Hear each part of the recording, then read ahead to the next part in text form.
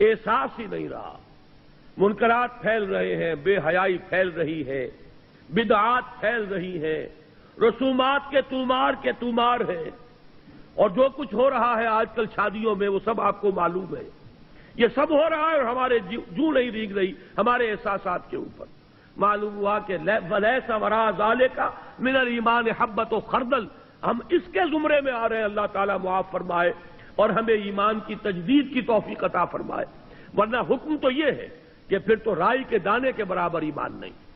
اب یہاں اس حدیث کی روح سے جو ایک اہم مسئلہ میں آپ کو بتانا چاہتا ہوں وہ یہ ہے، بدقسمتی سے عام طور پر سنی مسلمانوں میں ایک خیال عام ہو گیا ہے، اور وہ خیال یہ ہے کہ اصحاب اقتدار بادشاہ وہ کتنے بھی فاسق ہوں، فاجر ہوں، کچھ بھی کریں، ظالم ہوں، ان کے خلاف بغاوت نہیں ہو سکتی جب تک کہ وہ آپ کو کفر کا حکم نہ دے۔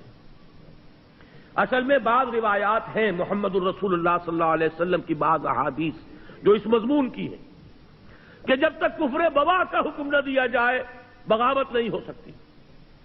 ان احادیث کی وجہ سے بہت سے لوگوں کا یہ خیال ہوا، اور عام طور پر اہل سنت میں یہ خیال عام ہو گیا ہے۔ میں اسی کا نتیجہ دیکھ رہا ہوں، میرے لیے آج کل یہ مسئلہ بڑا ایک گہرے غور و فکر کا موجب ہو گیا ہے۔ کیا وجہ ہے؟ شیعہ سنیوں کے مقابلے میں پوری دنیا میں اگر تعداد دیکھیں 1/100 نہیں ہے، لیکن اس صدی میں اگر انقلاب برپا کیا تو شیعوں نے بادشاہت کا تختہ الٹا، جو بھی نظام انہوں نے قائم کیا اپنی فقہ کے مطابق نظام قائم کر لیا۔ پوری سنی ورلڈ، موریتانیہ سے لے کر انڈونیشیا تک، ایسی ایسی عظیم تحریکیں، جماعت اسلامی کی تحریک، تبلیغی جماعت کی تحریک، الاخوان المسلمون کی تحریک، لیکن کہیں بھی انقلاب کے کوئی آثار ابھی تک موجود نہیں، دور دور تک کوئی اثرات نہیں۔ آخر کوئی سبب ہے؟ غور طلب مسئلہ ہے، وجہ کیا ہے؟ یہ سنی جو ہے یہ سن کیوں ہو کر رہ گیا ہے؟ کوئی نہ کوئی فکر کے اندر، سوچ کے اندر، نظریے کے اندر کوئی غلطی ہے۔ بات سمجھ لیجئے، آج جیسا کہ میں نے عرض کیا، میں نے بڑا سینسیٹیو ایشو ہے، آج تک کبھی اس پر گفتگو نہیں کی ہے، لیکن کچھ دنوں سے شدت کے ساتھ میں سوچ رہا ہوں وجہ کیا ہے؟ جان ہی نہیں پڑتی، کہیں معلوم ہوتا مردہ ہے۔ معاشی مسئلے پر کھڑے ہو جائیں گے، سیاسی مسئلے پر کھڑے ہو جائیں گے، کسی کی ٹانگ گھسیٹنے کو جمع ہو جائیں گے، سینکڑوں لوگ جانے بھی دے دیں گے، لیکن کوئی آرگنائزڈ ایفرٹ اس دنیا میں، اسی دور میں ایرانیوں نے کر کے دکھا دیا۔ جو بھی ان کا دین ہے، جو بھی ان کی فقہ ہے، جو ان کے تصورات ہیں، اس کو چھوڑ دیجئے کہ اس سے ہمیں کہاں کہاں اختلاف ہے، لیکن انہوں نے اس کو کر کے تو دکھایا ہے۔ ہم نے کیا کیا؟ بادشاہتیں چل رہی ہیں، ایک ایک محل اربوں ڈالر کا بنتا ہے، اور محل خالی پڑے رہتے ہیں۔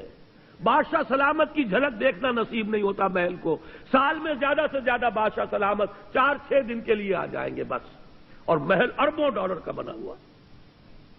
جبکہ اسی ملک کے اندر جا کر دیکھیے آپ کو کہ بالکل حیوانوں کی طرح انسان رہتے ہوئے نظر آ جائیں گے، آپ بھیک مانگتے ہوئے لوگ نظر آ جائیں گے آپ، حاجیوں سے، اور جو لوگ عمرے کے لیے جاتے ہیں، بچے جس طریقے سے لپٹ لپٹ کر مانگتے ہیں، وہاں پہ اب بھی نقشہ موجود ہے۔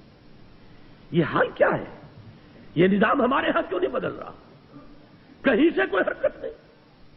خاص طور پر اس دنوں میں مجھ پر یہ سوچ بہت زیادہ طاری ہوئی ہے۔ اس کی وجہ کیا ہے یہ بھی سن لیجئے۔ جب یہ جہاد افغانستان بڑی شدت کے ساتھ چل رہا تھا، اب تو یہ کہ اس میں بہت سی صورتحال، بہرحال میں اس پر گفتگو نہیں کرنا چاہتا، اب وہ یوں کہا جا سکتا ہے کوئی قابل رشک حالت میں نہیں ہے، لیکن میں آج سے پہلے کی بات کر رہا ہوں، 1-2 سال پہلے روسیوں کے وہاں سے جانے سے پہلے جو شکل تھی، اس وقت ایک بات متواتر سننے میں آ رہی تھی کہ جہاد افغانستان کا فال آؤٹ، یہ جو ترکستانی ریاستیں ہیں رشیا کی، USSR کی، یہ سمرقند اور بخارا، یہ ریاستیں، ان میں بڑے اثرات پھیل رہے ہیں اس کے، ان میں اسلامی جذبات، دینی جذبات زندہ ہو رہے ہیں، اور انشاءاللہ روس کو لینے کے دینے پڑ جائیں گے، اور افغانستان میں جو کچھ اس نے کیا ہے اس کے نتیجے میں ان تمام ریاستوں میں بغاوت ہو جائے گی۔ لیکن میں حیران ہوں، بغاوت ہوئی تو نمبر 1 یورپین کنٹریز میں ہوئی. ذرا گرفت کمزور پڑی ہے اگر رشیا کی، یورپ کے اندر ایک ملک، دوسرا ملک، تیسرا ملک، چوتھا ملک، انہوں نے بند توڑ دیے، کھڑے ہو گئے. پھر یہ کہ روس کی جو اپنی ریاستیں ہیں بالٹک سٹیٹس کے اندر، لوتھیانا وغیرہ کے اندر بغاوت ہو گئی. جا کر گورباچوف نے معافیاں مانگی ہیں، خوشامدیں کی ہیں. خدا کے لیے ہم روسی دستور کے اندر سیسیشن کے لیے پروویژن پیدا کر دیتے ہیں، اس وقت جو ہے علیحدہ نہ ہو. آئندہ کے کسی مرحلے کے لیے باقاعدہ ہم دستوری راستہ کھول دیں گے. لیکن ان کا نہیں.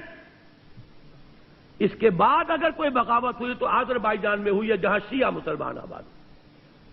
یہ سنی ساری ریاستیں سن پڑی ہوئی ہیں، ابھی تک کوئی خبر نہیں ہے کہیں سے، نہ سمرقند سے، نہ بخارا سے، کہیں سے کوئی خبر نہیں، کوئی حرکت نہیں. اس کی وجہ یہی ہے، میں نے جہاں تک غور کیا، سنی اسلام میں کچھ علماء نے اس خیال کو عام کر دیا ہے کہ حاکموں کے خلاف بغاوت نہیں ہو سکتی. حاکم چاہے کیسا بھی ہو، جب تک کفر کا حکم آپ کو نہیں دیتا آپ بغاوت نہیں کر سکتے. وہ اپنے محل میں شراب نوشی کرتا ہو، بدماشی کرتا ہو، کرتا رہے، لیکن بغاوت صرف اس وقت ہوگی جب آپ کو کفر کا حکم دے. اس خیال نے سنی کانسیپٹ جو ہے اس کے اندر ایک طرح کا پیسو انداز پیدا کر دیا ہے. وہ ایکٹیو انداز جو چیلنج کرنے والا انداز ہے وہ آج ہمیں پورے سنی ورلڈ میں کہیں نظر نہیں آ رہا. حالانکہ اب نوٹ کیجئے یہ حدیث بھی تو موجود ہے، من جاہدہم بیدہ فہو مومن. لیکن یہ کہ ہوتا کیا ہے احادیث کے ضمن میں، جیسے قرآن مجید میں ایک آیت آپ لے لیں، دوسری آیتیں چھوڑ دیں تو آپ کا راستہ جو ہے ٹیڑھا ہو جائے گا. ہر شخص کو دیکھنا ہے اس مضمون میں کون کون سی آیتیں آئی ہیں، کہاں کہاں آئی ہیں. ورنہ تو یہ لا تقربوا الصلاۃ وانتم سکارا، انتم سکارا چھوڑ دیجئے تو نماز کے قریب نہ جائیے. حدیث میں جہاں وہ حدیث موجود ہے کہ جب تک وہ کفر کا حکم نہ دے بغاوت نہیں کر سکتے، وہاں یہ حدیثیں بھی تو موجود ہیں کہ جب وہ لوگ ہوں برسر کار کہ جو یفعلون ما لا یؤمرون ویقولون ما لا یفعلون فمن جاہدہم بیدہ فہو مومن. یہ جہاد بالید کس شے کا نام ہے؟ اگر بغاوت نہیں ہو سکتی، اگر ان کے اختیار کو چیلنج نہیں کیا جا سکتا تو یہ الفاظ حضور نے کیوں استعمال کیے؟ من جاہدہم بیدہ فہو مومن ومن جاہدہم بلسانہ فہو مومن ومن جاہدہم بقلبہ فہو مومن ولیس وراء ذلک من الایمان حبۃ خردل. اپنی اس گفتگو کو میں ختم کرنا چاہتا ہوں امام ابو حنیفہ کا مسلک بیان کر کے.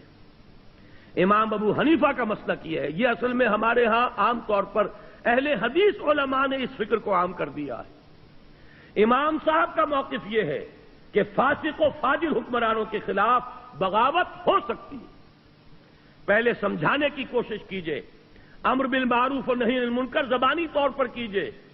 فإن لم یأتمر، اگر اس کا اثر نہ ہو فبالسیف، تو پھر تلوار کے ذریعے سے انہیں سیدھا کیجئے. یہ موقف ہے امام ابو حنیفہ رحمۃ اللہ علیہ کا. فقہ حنفی کے اندر اس بات کی اجازت موجود ہے، اگرچہ امام صاحب نے اس کے لیے ایک شرط عائد کی ہے، طاقت اتنی ہو جانی چاہیے کہ کامیابی یقینی ہو جائے. یہ نہیں کہ چند آدمی کھڑے ہوں، نعرہ لگائیں، پھانسی چڑھ جائیں، بات ختم ہو جائے. پہلے طاقت پیدا کیجئے، دعوت کے ذریعے، تنظیم کے ذریعے، تربیت کے ذریعے آپ ایسی طاقت فراہم کر لیں. پھر یہ ہے کہ بغاوت کی بھی اجازت موجود ہے، بغاوت حرام نہیں ہے ہمارے دین میں. یہ بات جو ہے اس حدیث کے حوالے سے نوٹ کر لیجئے. اور یہ کہ امام ابو حنیفہ رحمۃ اللہ علیہ کا وہ موقف ہے، عام طور پر بعض احادیث کے ذریعے سے اور بعض احادیث کے حوالے سے خاص طور پر اہل حدیث علماء نے جس چیز کو عام کر دیا ہے وہ در حقیقت کوئی متفق علیہ چیز نہیں ہے ہمارے ہاں، بلکہ امام ابو حنیفہ کا موقف یہ کتاب و سنت سے اقرب ہے، نزدیک تر ہے. اور یہ حدیث آج آپ کے پاس متن اس کا موجود ہے، آپ اس کو لے جائیے، غور کیجئے، سوچئے، گفتگو کیجئے کہ جب یہ صورت پیدا ہو جائے کہ یقولون ما لا یفعلون ویفعلون ما لا یؤمرون، جب ایسے لوگ ہوں جو کہتے کچھ اور ہوں کرتے کچھ اور ہوں، کرتے وہ ہوں جس کا حکم نہ ملا ہو، تو فرمایا فمن جاہدہم بیدہ فہو مومن ومن جاہدہم بلسانہ فہو مومن ومن جاہدہم بقلبہ فہو مومن ولیس وراء ذلک من الایمان حبۃ خردل. دین کی بات پھیلانا صدقہ جاریہ ہے. ثواب کی نیت سے ویڈیو کو شیئر ضرور کیجیے. جزاک اللہ.